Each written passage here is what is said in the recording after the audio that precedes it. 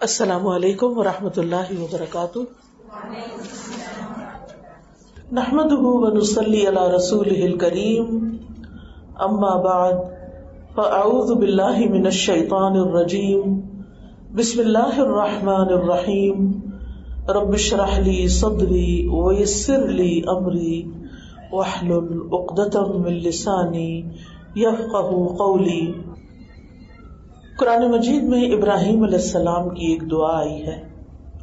وہ دعا ہے رب ہب لی حکما والحقنی بالصالحین واجعل لی لسان صدق فی الآخرین واجعلنی من ورثۃ جنت النعیم. بہت ہی خوبصورت دعا ہے اور میری پسندیدہ دعاؤں میں سے ہے. دعا کا ترجمہ یہ ہے: اے میرے رب، مجھے حکمت عطا کر، سمجھ بوجھ عطا کر، وزڈم عطا کر، اور مجھے نیک لوگوں کے ساتھ ملا دے.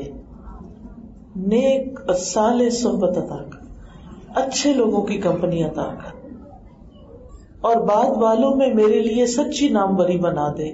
یعنی میرے مرنے کے بعد لوگ مجھے اچھے الفاظ میں یاد کریں، اور مجھے نعمت بھری جنت کے وارثوں میں سے بنا دے. تو کتنے کم لفظوں میں کتنی خوبصورت چیزیں مانگی گئی ہیں. ہم میں سے ہر ایک کو دعا مانگنے کا ڈھنگ نہیں آتا، ہمیں طریقہ ہی نہیں آتا، ہمیں سمجھ ہی نہیں آتی کہ ہم اپنے لیے مانگے تو کیا مانگے. زیادہ سے زیادہ اگر ہم مانگتے بھی ہیں تو کیا مانگتے ہیں؟ دنیا. ہم جن چیزوں پہ دنیا کی پریشان ہوتے ہیں ان پریشانیوں کے بارے میں ہم دعا کر لیتے ہیں. مثلاً اگر ہماری صحت اچھی نہیں تو صحت کی دعا مانگتے ہیں. اگر ہمارا رزق روزی کا مسئلہ ہے تو ہم صرف وہ مانگتے ہیں. اور اگر ہمارے بچے نہیں ہوئے یا شادی نہیں ہوئی تو بس وہی مانگتے ہیں، اس سے آگے کچھ نہیں مانگتے. حالانکہ انسان کے لیے بہت کچھ ہے مانگنے کو، اور جب خود نہیں مانگنا آتا تو پھر کیا کرنا چاہیے؟ جو ہم سے پہلے کے لوگوں نے اچھی اچھی دعائیں کی ہیں اپنے لیے، ہم بھی اپنے لیے وہی دعائیں مانگ لیں. ابراہیم علیہ السلام کون تھے؟ خلیل اللہ، خلیل الرحمن، رحمان کے دوست تھے. واتخذ اللہ ابراہیم خلیلا. ابراہیم علیہ السلام کی کئی ایک دعائیں آتی ہیں قرآن مجید میں، اور ان میں سے یہ دعائیں بھی ہیں. ان کی ایک ایک دعا پڑھنے کے لائق ہے، سمجھنے کے اور ان کی پیروی کرنے کے لائق ہے، کیونکہ ہمیں ابراہیم علیہ السلام کی پیروی کرنے کو بھی کہا گیا ہے کہ ابراہیم علیہ السلام اور ان کے ساتھیوں میں ہمارے لیے ایک بہترین نمونہ ہے. ابراہیم علیہ السلام نے یہ دعا مانگنے سے پہلے اپنی قوم کے سامنے رب کا تعارف پیش کیا کہ رب کون ہے میرا. الذی خلقنی فہو یہدینی، وہ رب جس نے مجھے پیدا کیا اور وہی میری رہنمائی کرے گا. والذی هو یطعمنی ویسقینی، وہی ہے جو مجھے کھلاتا اور پلاتا ہے. وَإِذَا مَرِضْتُ فَهُوَ يَشْفِينِي، اور جب میں بیمار ہوتا ہوں تو وہی مجھے شفا دیتا ہے. وَالَّذِي يُمِيتُنِي ثُمَّ يُحْيِينِي، اور وہ جو مجھے موت دے گا اور پھر مجھے دوبارہ زندہ کرے گا. وَالَّذِي أَطْمَعُ أَن يَغْفِرَ لِي خَطِيئَتِي يَوْمَ الدِّينِ، اور وہ جس سے میں امید رکھتا ہوں، طمع رکھتا ہوں کہ وہ جزا کے دن میری خطا بخش دے گا. یہ تھا ان کا اپنے رب کے بارے میں گمان. یہ تھا ابراہیم علیہ السلام کا اپنے رب کے ساتھ محبت کا تعلق کہ میرا رب ہی مجھے کھلاتا ہے، وہی پلاتا ہے، وہی زندہ کرتا ہے، وہی موت دیتا ہے، وہی ہدایت دیتا ہے، اور وہی قیامت کے دن بخش دے گا، اور وہی بیماریوں سے شفا دیتا ہے. یہ ہے توحید خالص، کہ ہمیں جو نعمت بھی ملی ہے ہم کیا سمجھیں؟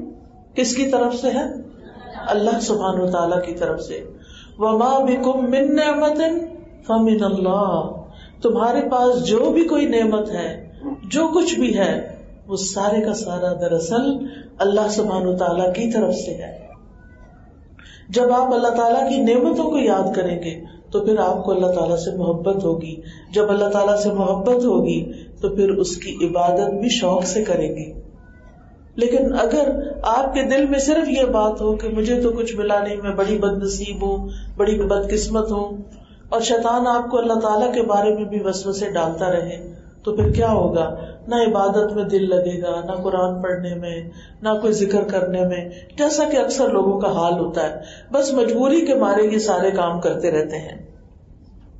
تو عبادت کی لذت اس شخص کو حاصل نہیں ہوتی جس کے دل میں اللہ کی محبت نہ ہو۔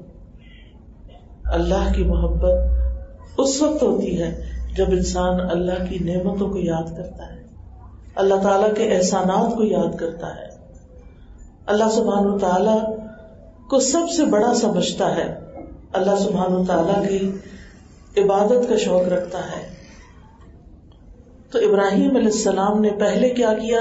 اپنے رب کی تعریف کی، اس کی حمد و ثنا بیان کی، اس کی بے پایاں نعمتوں کو بیان کیا، پھر انہوں نے اپنے رب سے دعا کی۔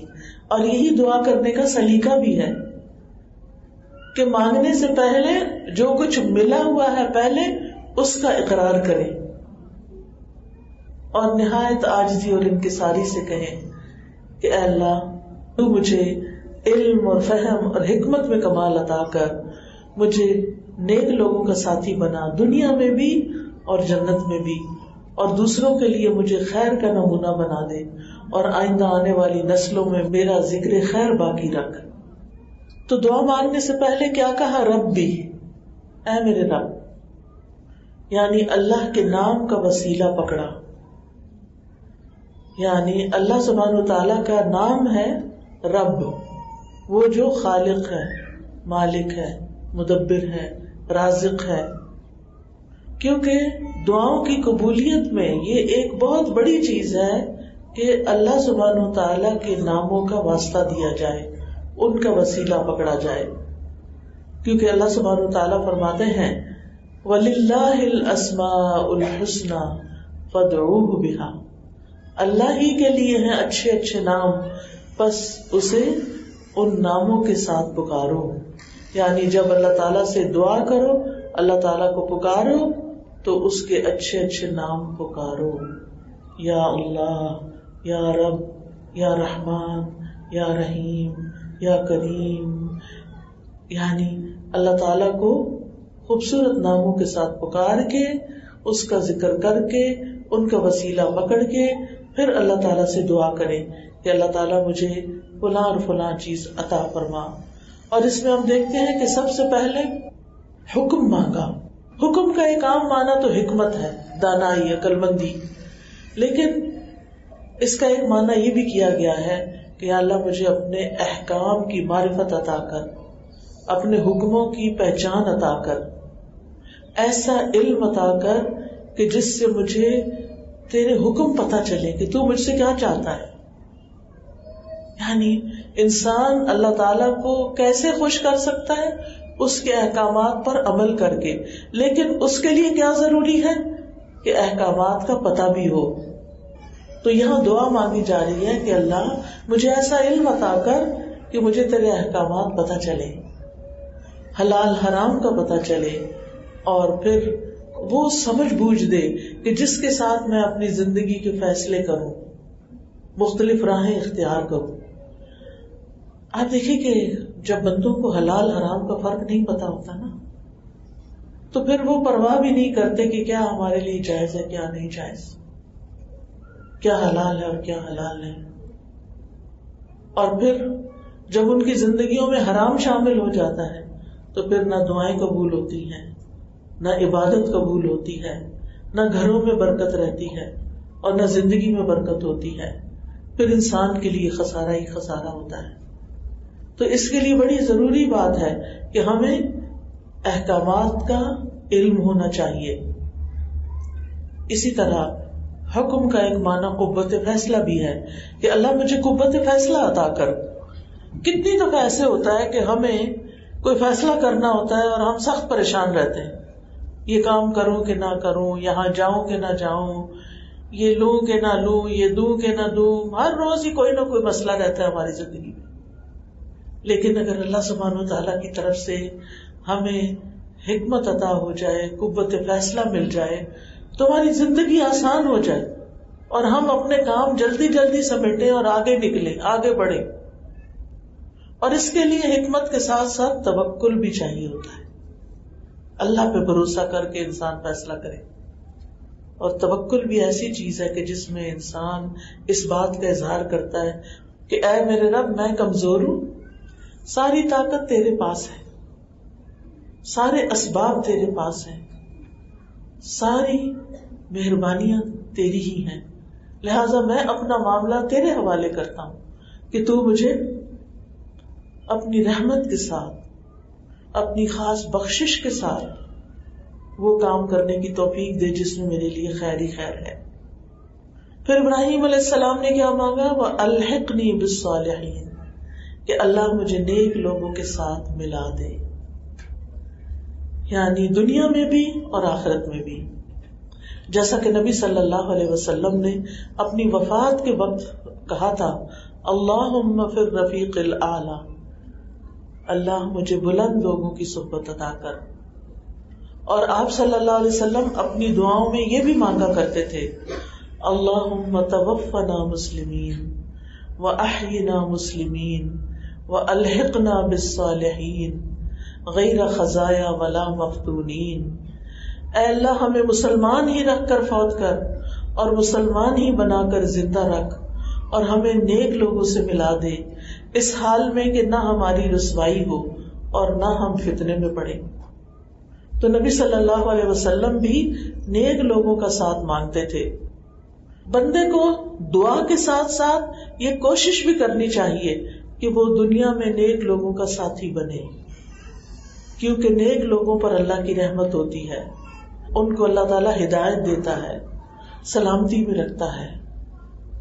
اور پھر دنیا میں اگر نیک لوگوں سے محبت کرتا ہے اور بالکل ان جیسے کام نہیں بھی کر سکتا تو آخرت میں ان لوگوں کے ساتھ اٹھایا جائے گا. المرء مع من احب، انسان اس کے ساتھ اٹھایا جائے گا جس سے وہ محبت کرتا ہوگا. تو اس لیے انسان کو نیک لوگوں کے ساتھ بیٹھنے کی، ان کی کمپنی کی حرص ہونی چاہیے. اور الحمدللہ آپ لوگ خوش قسمت ہیں کہ قرآن کی برکت سے آپ کو ایسے دوست ملے ہیں، ایسا ماحول ملا ہے کہ جس میں سب مل بیٹھ کے اکٹھے قرآن پڑھتے ہیں، سمجھتے ہیں، اور پھر ارادے کرتے ہیں کہ اللہ کو راضی کریں گے، اور پھر ایک دوسرے کی مدد کرتے ہیں. یہ بڑی خوش قسمتی کی بات ہے کہ اللہ تعالیٰ نے آپ کو توفیق دی ہے کہ آپ نیکی کی مجلسوں میں بیٹھیں، کیونکہ نیکی کی مجالس میں، علم کی مجالس میں، قرآن کی مجلس میں وہی بیٹھے گا جس کو ان مجالس سے محبت ہوگی. اور ان لوگوں کے ساتھ مل کے آپ کے اندر بھی ایک حوصلہ پیدا ہوگا. پھر ابراہیم علیہ السلام نے کیا دعا کی؟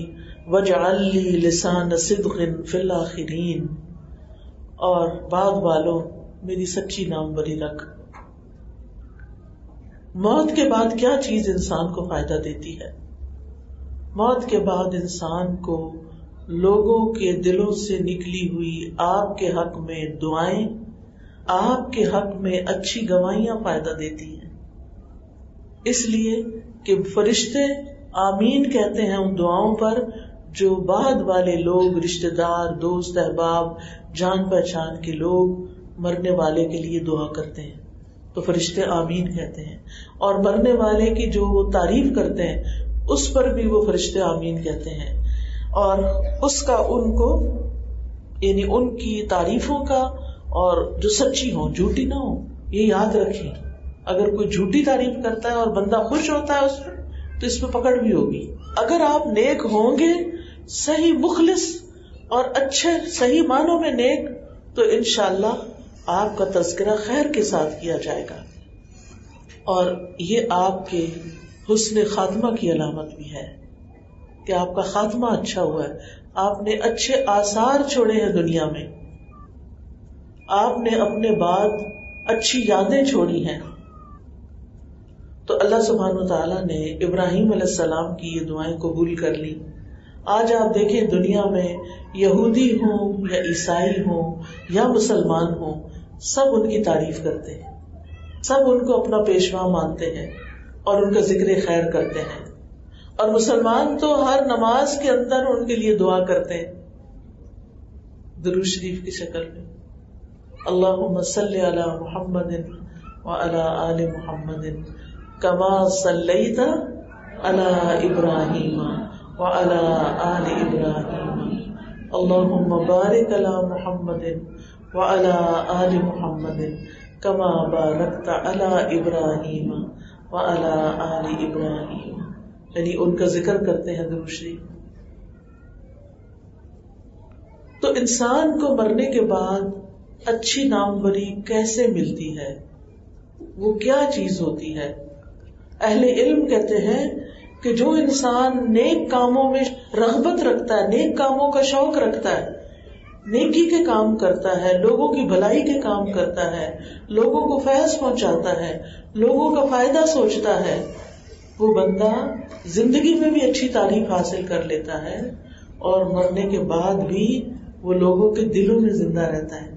آپ دیکھیں کہ آپ کے خاندان کے ایسے لوگ جو فوت ہوئے جبکہ وہ دنیا میں زندگی میں اچھے اچھے کام کیا کرتے تھے، تو پھر کیا ہے، آپ سب ان کو اچھے لفظوں میں یاد کرتے ہیں اور پھر وہ اپنی خوشبودار سیرت کی وجہ سے لوگوں میں زندہ رہتے ہیں. امام مالک کہتے ہیں کہ اس میں کوئی حرج نہیں کہ انسان اس بات کو پسند کرے کہ مرنے کے بعد اس کے نیک ہونے پر اس کی تعریف کی جائے اور اس کو نیک لوگوں کے عمل کی حالت میں دیکھا جائے، بشرطے کہ وہ اس کا مقصد اللہ کی رضا ہو. یعنی دنیا میں بھی اگر انسان کے اندر یہ خواہش ہے کہ اس کی نیک نامی ہو تو کوئی بری خواہش نہیں، کیونکہ پھر وہ کام بھی نیکوں والے کرے گا. پھر انہوں نے کیا مانگا؟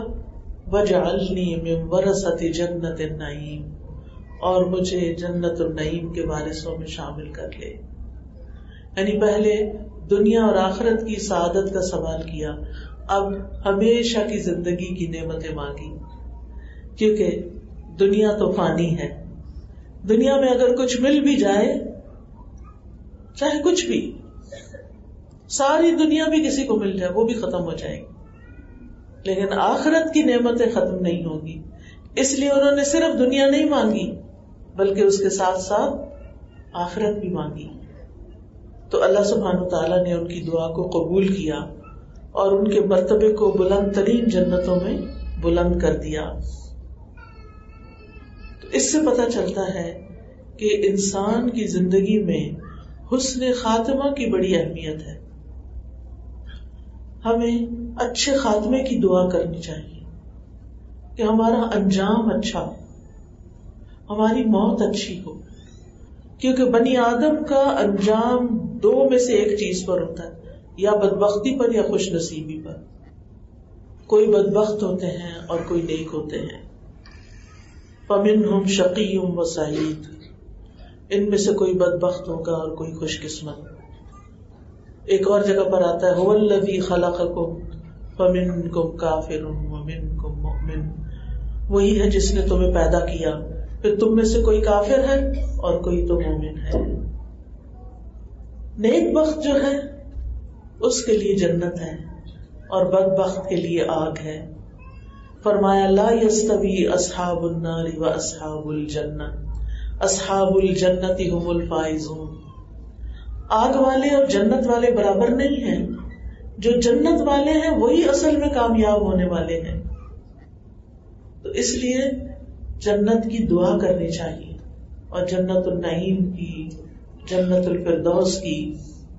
اصل میں خوش قسمت وہ ہے جس کو جنت النعیم مل گئی، ہمیشہ کی نعمتیں مل گئی. اور یہ اسی کے لیے ہے جس کا خاتمہ اچھا ہو. جنت اس کے لیے.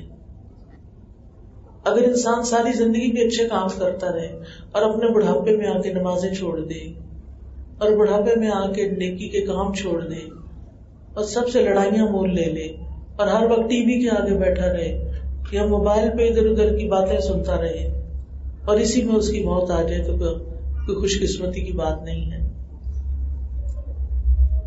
اس لیے دعا کرنی چاہیے کہ ہمارا خاتمہ اچھا ہو، موت سے پہلے ایسے کاموں سے دور رہنے کی توفیق ہو جو اللہ تعالیٰ کو ناراض کرنے والے ہیں، اور پچھلے کیے ہوئے گناہوں کی توبہ اور استغفار کی توفیق حاصل ہو جائے. یعنی مرنے سے پہلے جس کو توبہ کی توفیق ہو جاتی ہے وہ خوش قسمت ہے. مرنے سے پہلے جس کو نیک کاموں کی توفیق ہو جاتی ہے وہ خوش قسمت ہے. اللہ سبحانہ وتعالیٰ کا ارشاد ہے یا ایھا الذین آمنوا اتقوا اللہ حق تقاتہ ولا تموتن الا وانتم مسلمون. اے لوگو جو ایمان لائے ہو اللہ سے ڈرو جیسا کہ اس سے ڈرنے کا حق ہے، اور تمہیں ہرگز موت نہ آئے مگر اس حال میں کہ تم مسلمان ہو، تابعدار ہو، فرمانبردار ہو. یعنی تمہاری موت اللہ کی فرمانبرداری میں ہی آئے. اور اس کے لیے کیا کرنا ہے؟ وَاعْبُدْ رَبَّكَ حَتَّى يَأْتِيَكَ الْيَقِينُ. موت تک اللہ کی عبادت کرتے رہنا ہے. کسی وقت یہ نہیں کہنا اب بہت ہو گیا، اب میں تھک گئی ہوں، اب اس سے زیادہ نہیں ہوتا. نہیں، اللہ کی توفیق سے آپ نے دیکھا ہوگا بوڑھے بوڑھے لوگ روزے رکھ رہے ہوتے ہیں. میری والدہ ماشاءاللہ 78 سال کی فوت ہوئی ہیں، اور جس سال فوت ہوئی ہیں اس سال بھی وہ ریگولرلی منڈے اور تھرسڈے کا روزہ رکھتی تھی، اور ہر مہینے کے 3 روزے جو 13، 14، 15 کے ہوتے وہ بھی رکھتی تھی. اب آپ دیکھیں کہ اتنی عمر میں تو انسان کے اندر کمزوری بھی بہت ہو جاتی ہے، لیکن جس کو اللہ توفیق دے وہ اس عمر میں بھی روزے رکھ لیتا ہے. توفیق کی بات ہے نا، اللہ ہمت دیتا ہے نا. لیکن ہمارا بھی تو کوئی شوق ہو نا، ہمارے دل میں بھی کوئی حسرت ہو کہ یا اللہ ہمیں توفیق ملے. تو زندگی میں جو بھی اعمال کرتے ہیں وہ کرتے رہیں، ان پر استقامت اختیار کریں حتیٰ کہ موت آ جائے، موت سے پہلے تک. کیونکہ انسان کی اگر موت حرام کاموں میں آتی ہے، گناہ کے کاموں میں آتی ہے، غلط کاموں میں آتی ہے، تو وہ بڑی بدقسمتی کی بات ہے. تو انما الاعمال بالخواتیم، اس کا مطلب یہ ہے کہ اعمال کا اچھا اور برا ہونا، ان کا قبول ہونا اور قبول نہ ہونا یہ خاتمے کے لحاظ سے ہوگا. خاتمہ کس پر ہوا؟ یاد رکھیے نیک عمل صرف وہ نہیں ہوتا جو اوپر اوپر سے نیک نظر آ رہے ہوں، اس کے لیے نیت بھی صحیح ہونی چاہیے. بعض لوگ ان کی نیت دکھاوا ہوتی ہے کہ لوگوں کو بتائیں ہم بڑے نیک ہیں، وہ مختلف طریقے اختیار کرتے رہتے ہیں اپنی پروجیکشن کے، کہ لوگوں کو پتا چل جائے کہ میں کتنا اچھا ہوں، کتنا نیک ہوں، کتنا قابل ہوں. اب اس کا نتیجہ کیا ہوتا ہے کہ پھر انسان اس نیکی پر جم کے نہیں رہتا، کیونکہ انسان سوچتا ہے کسی نے میری تعریف تو کی نہیں، کسی نے مجھے اپریشیٹ نہیں کیا، کسی نے میری قدر نہیں کی، تو پھر وہ اس نیکی کو چھوڑ دیتا ہے. وہ نیکی کے بڑے کام نہیں کر سکتا. تو جب نیت اچھی ہوتی ہے، ارادہ اچھا ہوتا ہے، تو پھر اللہ تعالیٰ بھی توفیق دے دیتے ہیں. اور رسول اللہ صلی اللہ علیہ وسلم نے فرمایا جب اللہ تعالیٰ اپنے بندے کے ساتھ بھلائی کا ارادہ فرماتا ہے تو اسے لوگوں میں نیک شہرت بنا دیتا ہے. کسی نے کہا کہ نیک شہرت کیسے، یعنی نیک شہرت کیسے عطا کرتا ہے؟ آپ نے فرمایا وہ اس طرح کہ اس کے لیے موت سے پہلے نیک اعمال آسان کر دیتا ہے، حتیٰ کہ اس کے آس پاس والے اس سے خوش ہو جاتے ہیں کہ کتنا نیک آدمی ہے. اور اس طرح اس کی ڈیتھ ہوتی ہے تو سب لوگ اس کو نیکی سے یاد کرتے ہیں، اور یہ اس کی خوش قسمتی ہے. سلف صالحین جو تھے وہ برے خاتمے سے بہت ڈرتے تھے اور حسن خاتمہ کی دعائیں کرتے تھے. سہل تستری کہتے ہیں ہر خطرے پر، ہر حرکت پر صدیقین برے خاتمے سے ڈرتے تھے. یہ وہ لوگ ہیں جن کا حال اللہ نے قرآن مجید میں بتا دیا ہے، وَقُلُوبُهُمْ وَجِلَةٌ، کہ ان کے دل لرزتے رہتے ہیں، ڈرتے رہتے ہیں. جب سفیان رحمت اللہ علیہ پر موت کا وقت آیا تو وہ رونے لگے اور گھبرا گئے. ان سے کہا گیا اے ابو عبداللہ، آپ اللہ کی رحمت کی امید کو لازم کر لیں، اللہ کی معافی آپ کی گناہوں سے کہیں بڑھ کر ہے. تو انہوں نے کہا میں اپنے گناہوں پر رو رہا ہوں، اگر مجھے یقین ہو جائے کہ میں توحید پہ مر رہا ہوں تو مجھے پھر کوئی پرواہ نہیں ہوگی کہ میں اللہ سے اس طرح ملاقات کروں کہ میری خطائیں پہاڑوں جتنی، کیونکہ ان اللہ یغفر الذنوب جميعا، ان اللہ لا یغفر ان یشرک بہ شیئا، اللہ تعالی ذرے برابر بھی شرک نہیں معاف کرے گا، لیکن شرک کے علاوہ باقی کتنے بھی گناہ معاف کر دے گا. اب یہ توحید کو جاننا، توحید کے اوپر عمل کرنا یہ بے حد ضروری ہے. بعض اوقات ہم توحید کا صحیح علم حاصل نہیں کرتے، جس کے نتیجے میں ہماری باتوں میں شرک کی بو آتی ہے، ہمارے کاموں میں، اور ریاکاری تو شرک اصغر ہے ہی، دکھاوا شرک اصغر ہے. تو اس لیے بہت ضروری ہے کہ ہم اس سے بچیں. تو حسن خاتمہ کس چیز سے ہوگا؟ اچھے خاتمے کے لیے کیا چیزیں فائدہ مند ہیں لکھ لیں اپنے پاس، تاکہ زندگی میں ان پر ورک کرے، کام کرے. سب سے پہلے زندگی میں توحید کو اپنانا اور شرک سے بچنا. سورۃ الکہف میں آتا ہے فَمَنْ كَانَ يَرْجُو لِقَاءَ رَبِّهِ فَلْيَعْمَلْ عَمَلًا صَالِحًا وَلَا يُشْرِكْ بِعِبَادَةِ رَبِّهِ أَحَدًا. تو جو کوئی اپنے رب سے ملاقات کی امید رکھتا ہے اسے چاہیے کہ نیک عمل کرے اور اپنے رب کی عبادت میں کسی کو شریک نہ کرے. رب کی عبادت صرف رب کے لیے کرے، کسی اور سے اجرت لینے کے لیے اور کسی اور سے تعریف چاہنے کے لیے نہ کرے. کیونکہ بعض اوقات ہم نیک کام کرتے ہیں تو پھر دیکھتے ہیں کہ کوئی ہمیں دیکھے، کوئی ہمیں کہے بڑا شریف انسان ہے، بڑا اچھا انسان ہے. نہیں. وما امروا الا ليعبدوا الله مخلصين له الدين، اور وہ نہیں حکم دیے گئے مگر اس بات کا کہ وہ اللہ کی عبادت کریں دین کو اس کے لیے خالص کر کے. یعنی دیندار لوگوں کے لیے نہیں بننا، دیندار اللہ کے لیے بننا ہے کہ میرا یہ کام اللہ کو پسند آ جائے، اللہ تعالیٰ اس کو قبول کر لے.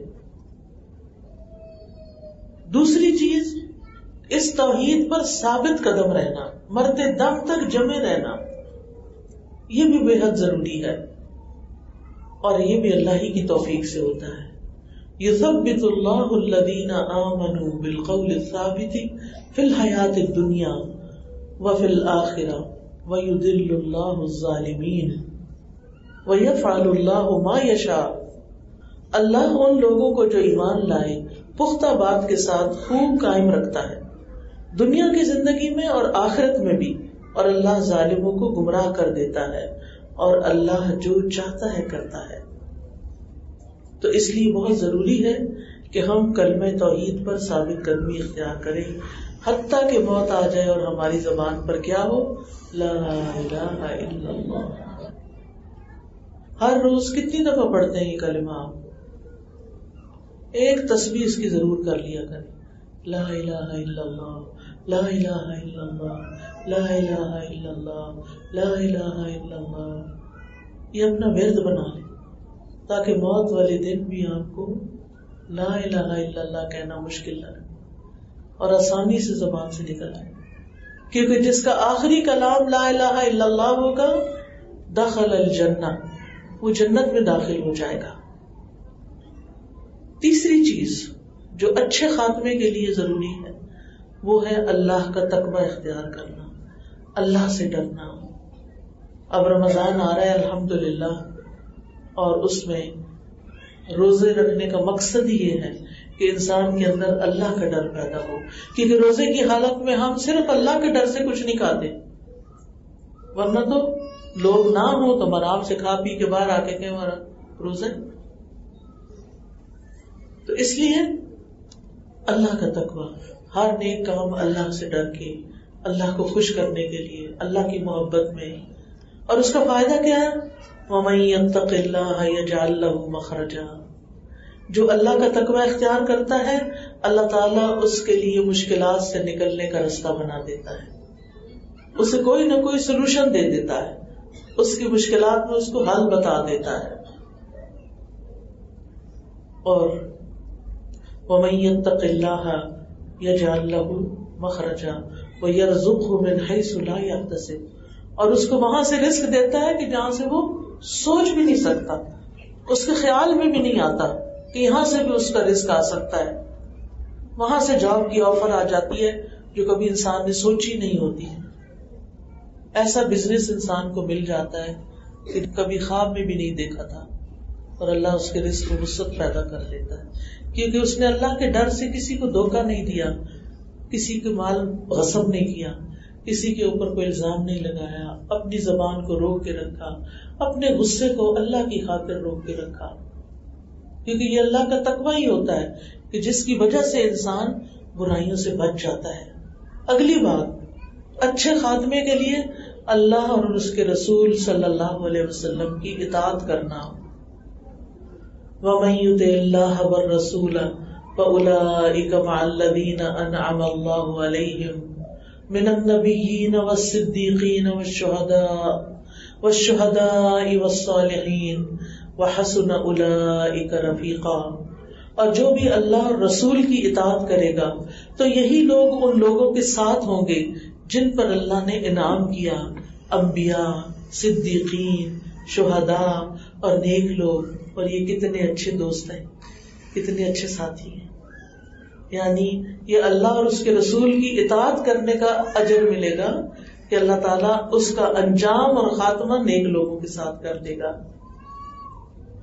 پھر اگلی چیز جو حسن خاتمہ کے لیے ضروری ہے وہ ہے اپنے فرائض سے غافل نہ ہونا، اپنے فرائض، اپنی ڈیوٹی، اپنا کام پورا پورا کرنا، چاہے دنیا کا کوئی کام ہے چاہے دین کا کام ہے۔ مثلاً آپ کسی اسکول میں جاب کرتے ہیں، آپ اپنے ٹائمنگز پورے کرتے ہیں، یہ آپ کی نیکی ہے، اسی سے آپ کا رزق حلال ہوتا ہے۔ آپ بچوں کو ٹھیک ٹھیک پڑھاتے ہیں، محنت کر کے، جان مار کے، اور صحیح چیزیں بتاتے ہیں، تو یہ چیز آپ کے حق میں ایک گواہی ہوگی کہ آپ نے اپنے فرائض ٹھیک ادا کیے، دیر سے نہیں جاتے، جلدی نہیں نکل آتے، ٹال مٹول نہیں کرتے، بلکہ خوشی سے نیکی کا کام کرتے ہیں اور اللہ کی اطاعت کرتے ہیں۔ اللہ تعالیٰ فرماتے ہیں رجال لا تلہیہم تجارۃ ولا بیع عن ذکر اللہ واقام الصلاۃ وایتاء الزکاۃ یخافون یوما تتقلب فیہ القلوب والابصار۔ وہ مرد جنہیں اللہ کے ذکر سے اور نماز قائم کرنے اور زکوٰۃ دینے سے نہ کوئی تجارت غافل کرتی ہے نہ کوئی خرید و فروخت، وہ اس دن سے ڈرتے ہیں جس میں دل اور آنکھیں الٹ جائیں گی، پھر جائیں گی۔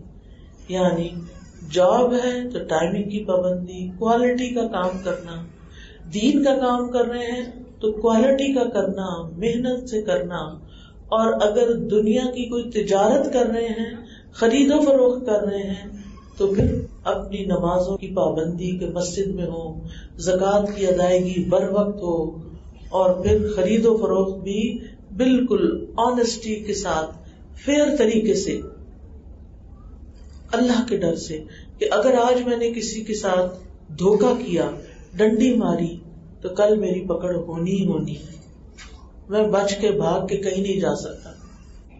تو نیکی صرف یہ نہیں کہ کوئی چند اچھے کام کر لیے جائیں، نیکی یہ بھی ہے کہ اپنے عہد پورے کیے جائیں، نیکی یہ بھی ہے کہ حرام چیزوں سے بچا جائے، چاہے وہ کھانے کی ہوں، چاہے وہ پہننے کی ہوں، چاہے وہ ریلیشن شپ میں ہو، ہر حرام چیز سے بچنا، چاہے وہ مال کمانے میں ہو۔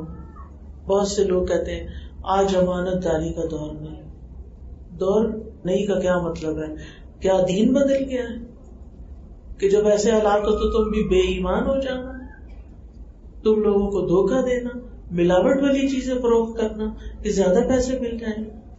اگر آپ کھانے پینے کی چیزوں میں ملاوٹ کر رہے ہیں، اگر آپ یعنی کسی بھی پروڈکٹ کے اندر آپ ملاوٹ کر رہے ہیں اور اس سے آپ زائد نفع کما رہے ہیں، یا کم دے کے زیادہ پیسہ لے رہے ہیں، تو آپ کو پتہ ہے قرآن میں کیا آتا ہے؟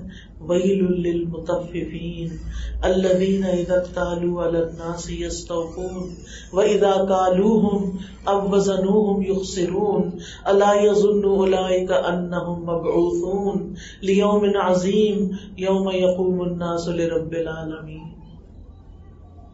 ہلاکت ہے، تباہی ہے، بربادی ہے ڈنڈی مارنے والوں کے لیے۔ تطفیف کہتے ہیں چھوٹی چھوٹی چیز کم کر دینا کسی کے بعد، مثلا اگر آپ تول کے دے رہے ہیں، ناپ کے دے رہے ہیں، یا کسی اور پیمانے سے ناپ کے دے رہے ہیں، چاہے پانی ہے، چاہے پیٹرول ہے، چاہے تیل ہے، چاہے جوس ہے، کچھ بھی، ہر ڈبے میں سے ایک ایک گھونٹ کم کرتے جا رہے ہیں تاکہ ایک ڈبہ اور بن جائے، تاکہ اتنے پیسے اور بن جائیں، یا کچھ کم دیتے جا رہے ہیں، پیسے پورے لے رہے ہیں. تو کیا حکم ہے؟ تباہی ہے، ہلاکت ہے متفقین کے لیے جب وہ لوگوں سے ناپ کے کچھ لیتے ہیں یا وزن کر کے تو پورا لیتے ہیں، اور جب دیتے ہیں تو کمی کر کے دیتے ہیں. کیا یہ لوگ یقین نہیں رکھتے کہ یہ ایک دن اللہ کے سامنے اٹھائے جائیں گے، کہ دوبارہ زندہ کیے جائیں گے؟ انہم مبعوثون لیوم عظیم، اس بڑے دن. کون سا بڑا دن؟ قیامت کا بڑا دن.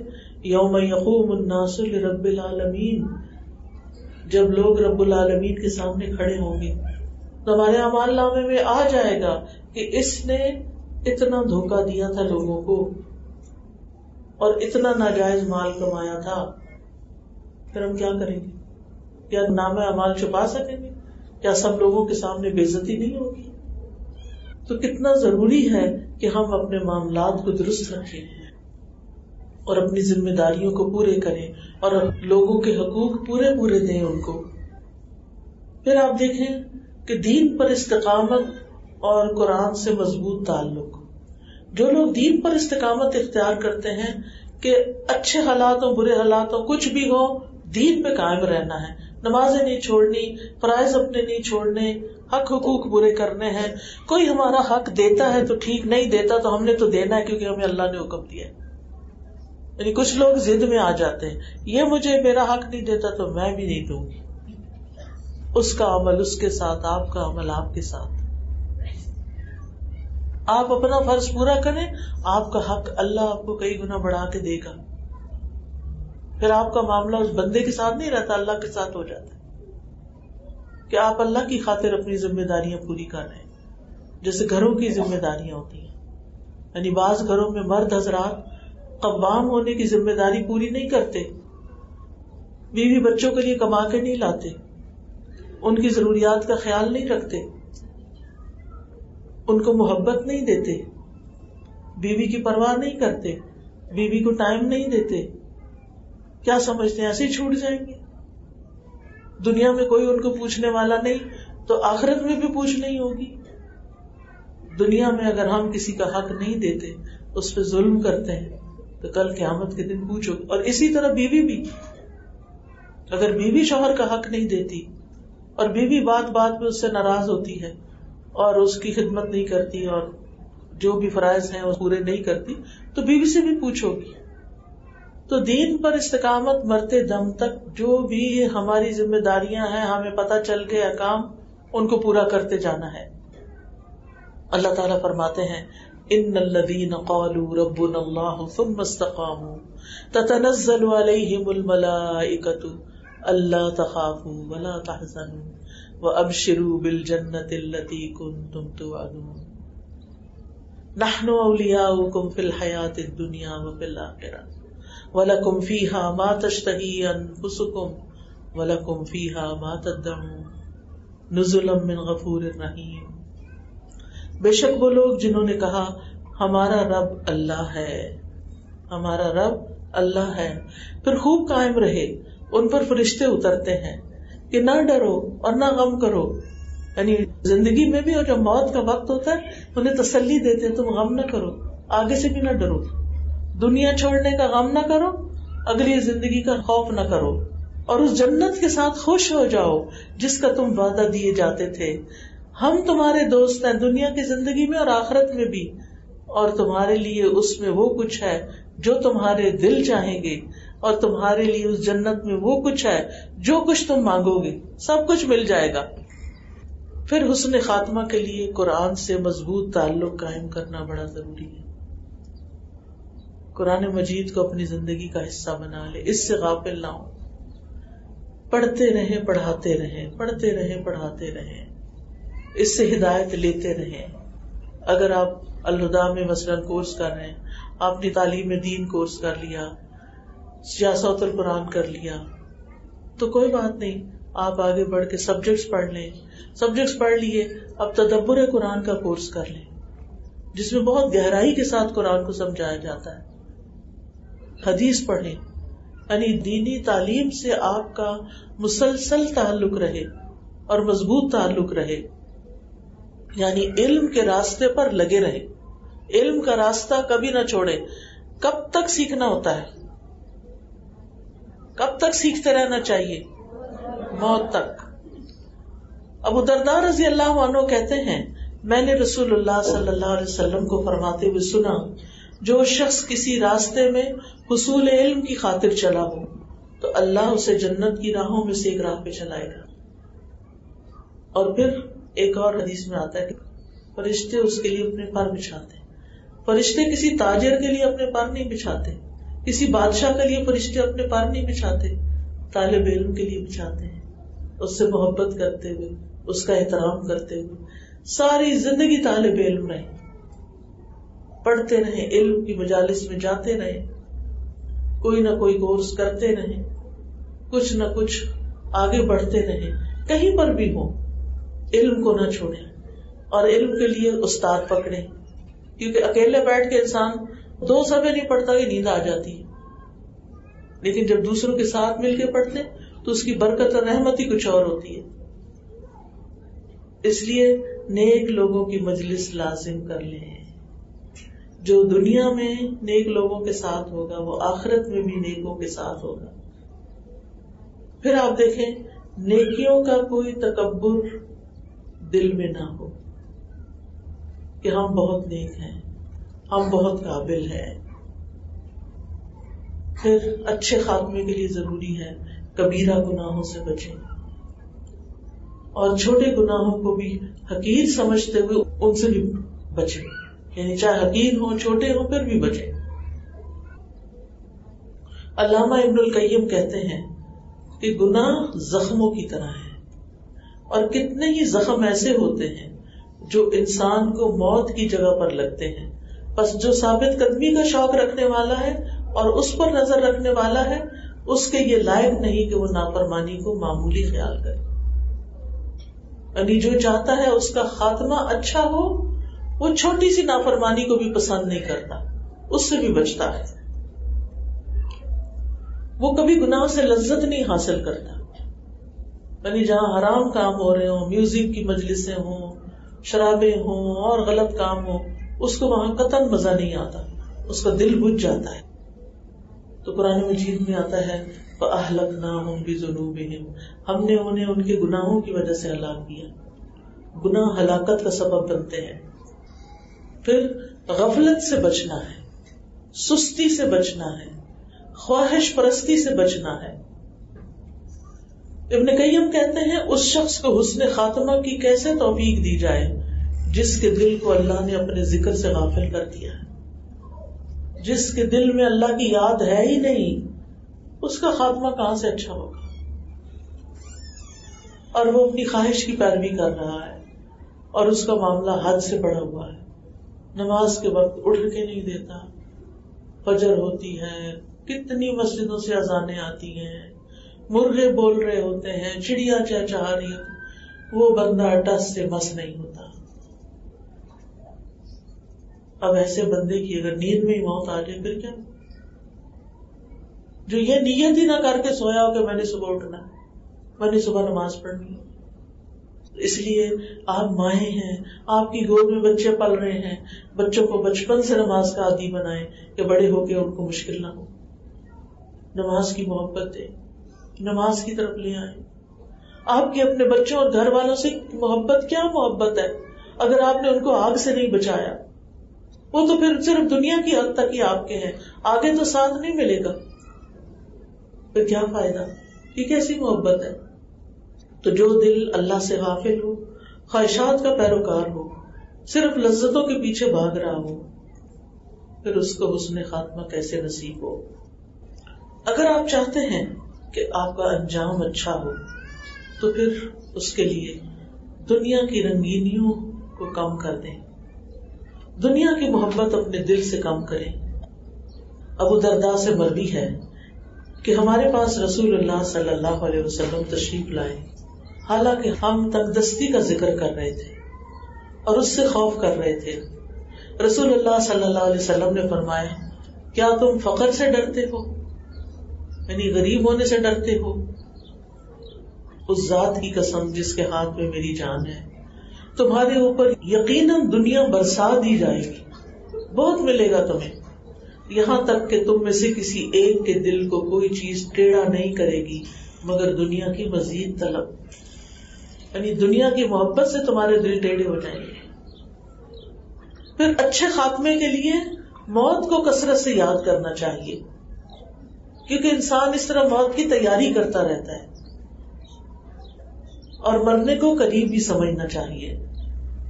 رسول اللہ صلی اللہ علیہ وسلم نے فرمایا جب تم نماز کے لیے کھڑے ہو تو اسے آخری نماز پڑھ کے ادا کرو، کہ پتہ نہیں اس کے بعد اگلی نماز ملتی ہے یا نہیں ملتی. پھر ایک اور چیز یہ کہ اللہ سے اچھے خاتمے کی دعا کرنی ہے. اللہم اسألک المیتۃ الحسنۃ، اے اللہ.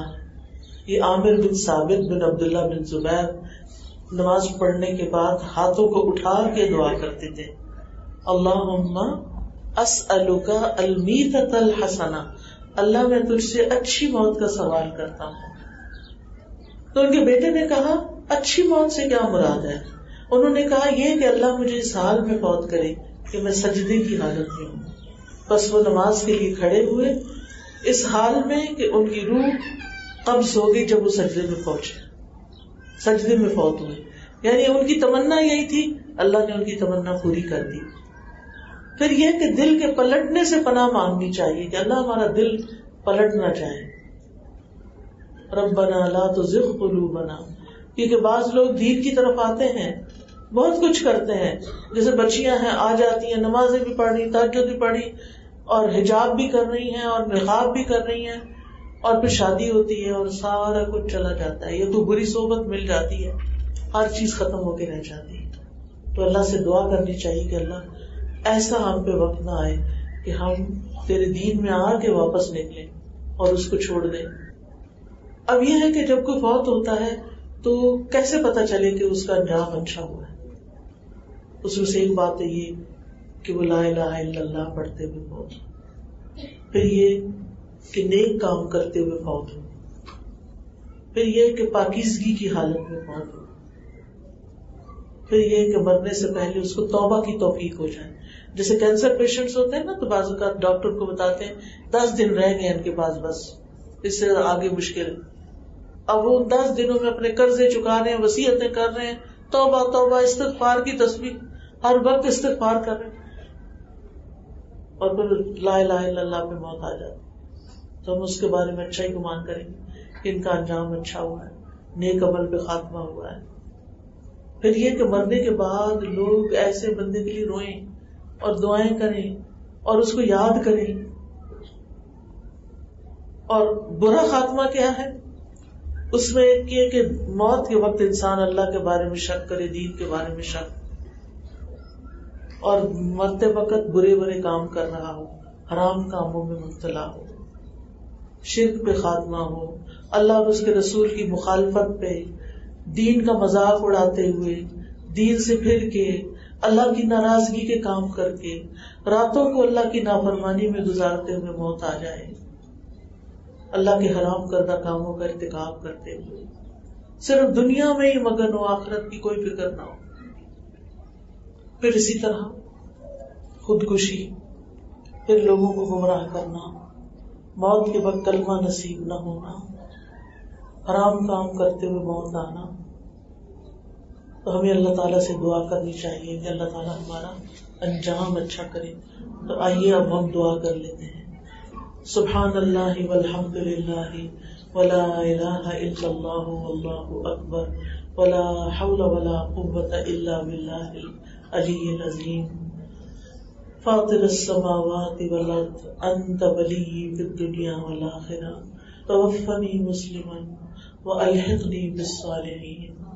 اے آسمان اور زمین کے پیدا کرنے والے، تو ہی دنیا اور آخرت میں میرا دوست ہے، مجھے اسلام کی حالت میں فوت کرنا اور مجھے نیک لوگوں سے ملا دینا. ربی حب لی حکما والحقنی بالصالحین واجعل لی لسان صدق فی الآخرین واجعلنی من ورثۃ جنۃ النعیم. اے میرے رب مجھے حکمت عطا کر, مجھے نیک لوگوں کے ساتھ ملا دے, بعد والوں میں میری سچی ناموری رکھ دے, اور مجھے نعمت بھری جنت کے وارثوں میں شامل کر لے. ربنا لا تزغ قلوبنا بعد اذ ہدیتنا وہب لنا من لدنک رحمہ انک انت الوہاب. اے ہمارے رب, ہدایت دینے کے بعد ہمارے دلوں کو ٹیڑھا نہ کرنا, ہمیں اپنے پاس سے رحمت عطا فرما, بلا شبہ تو ہی سب کچھ کرنے والا ہے. ربنا فاغفر لنا ذنوبنا وکفر عنا سیئاتنا وتوفنا مع الابرار. اے ہمارے رب, ہمارے گناہ معاف کر دے, ہماری برائیاں ہم سے دور کر دے, ہمیں نیک لوگوں کے ساتھ موت عطا کرنا. اللہم توفنا مسلمین وأحینا مسلمین والحقنا بالصالحین غیر خزایا ولا مفتونین. اے اللہ ہمیں حالت اسلام میں موت عطا فرما, حالت اسلام میں زندہ رکھ, نیک لوگوں میں شامل فرما, اس طرح کہ نہ ہم رسوا ہوں نہ کسی فتنے میں پڑے. اللہم احسن عاقبتنا فی الامور کلہا واجرنا من خزی الدنیا وعذاب الاخرہ. اے اللہ تمام معاملات میں ہمارا انجام اچھا فرما, اور ہمیں دنیا کی رسوائی اور آخرت کے عذاب سے محفوظ کر لے. اللہم اصلح لی دینی الذی هو عصمت امری واصلح لی دنیای التی فیہا معاشی واصلح لی آخرتی التی فیہا معادی واجعل الحیاۃ زیادۃ لی فی کل خیر واجعل الموت راحۃ لی من کل شر. اے اللہ میرے دین کو درست کر دے جو میرے معاملات کا محافظ ہے, میری دنیا کو درست کر دے جس میں میرا معاش ہے, میری آخرت کو درست فرما دے جس میں مجھے لوٹنا ہے, میری زندگی کو ہر بھلائی میں میرے لیے زیادتی کا باعث بنا دے, اور موت کو میرے لیے ہر شر سے راحت کا ذریعہ بنا دے. اللہم ارزقنی شہادۃ فی سبیلک واجعل موتی فی بلد رسولک صلی اللہ علیہ وسلم. اللہم انی اسألک ایمانا لا یرتد ونعیما لا ینفد ومرافقۃ محمد صلی اللہ علیہ وسلم فی اعلی جنت الخلد. اللہم انی اعوذ بک من الہدم واعوذ بک من التردی واعوذ بک من الغرق والحرق والحرم واعوذ بک ان یتخبطنی الشیطان عند الموت وَأَعُوذُ بِكَ أَنْ أَمُوتَ فِي سَبِيلِكَ مُدْبِرًا وَأَعُوذُ بِكَ أَنْ أَمُوتَ لَدِيغًا. اے اللہ میں تیری پناہ چاہتا ہوں کہ کوئی مکان یا دیوار ہم پہ آ گرے یا کسی بلند مقام سے گرے, اور تیری پناہ چاہتے ہیں کہ غرق ہونے سے, جلنے سے یا بہت بوڑھا ہونے سے. ہم تیری پناہ چاہتے ہیں کہ شیطان موت کے وقت ہمیں بدحواس کرے, یا اس بات سے کہ تیرے راستے سے پیٹ پھیرتے ہوئے مروں, یا اس کیفیت سے کہ زہریلے جانور کے کاٹنے سے موت آئے. اللہ تمام بری موتوں سے بچا لینا, اور ہمیں مرتے وقت کلمہ نصیب فرمانا. یا رب العالمین, جنہوں نے اس مجلس کا اہتمام کیا ہے انہیں اس کی بہترین جزا عطا فرما. یا اللہ جو بہنیں آئی ہیں ان کے دلوں میں جو دعائیں ہیں, نیک تمنائیں ہیں, ان کی حاجتیں اور ضرورتیں ہیں, اللہ سب کو پورا فرما. یا اللہ تمام بیماروں کو صحت دے, سب دکھی لوگوں کے دکھ دور فرما. اللہ ہمیں حلال عطا کر حرام سے بچا, اور ہمیں نیک صالح لوگوں کا ساتھ عطا فرما. ربنا تقبل منا انک انت السمیع العلیم وتب علینا انک انت التواب الرحیم. وصلی اللہ تعالی علی خیر خلقہ محمد وعلی آلہ واصحابہ واہل بیتہ اجمعین برحمتک یا ارحم الراحمین. سبحانک اللہم وبحمدک اشہد ان لا الہ الا انت استغفرک واتوب الیک. جزاکم اللہ خیرا کثیرا. السلام علیکم ورحمۃ اللہ وبرکاتہ.